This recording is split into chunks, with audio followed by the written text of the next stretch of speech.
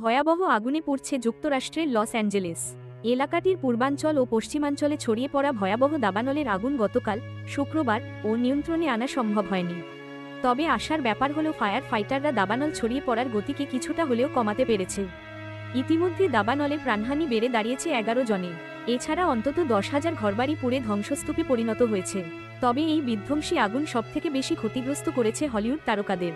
আমেরিকার লস অ্যাঞ্জেলেসকে বিবেচনা করা হয় হলিউডের প্রাণকেন্দ্র হিসেবে। এছাড়া এটিই আমেরিকার প্রধান বিনোদন কেন্দ্র। সেখানেই দানবীয়ভাবে জ্বলছে দাবানলের ভয়াবহ আগুন, যাতে পুড়ে ছাই হচ্ছে লস অ্যাঞ্জেলেসের বিশাল এলাকা। ইটন নামের দাবানল গতকাল পর্যন্ত নিয়ন্ত্রণের বাইরে ছিল।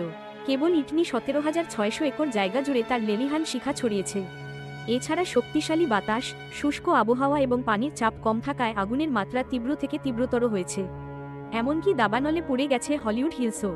সানসেট নামক দাবানলে পড়ছে হলিউড হিলস, যেখানে বিখ্যাত হলিউড সাইনবোর্ডটি অবস্থিত।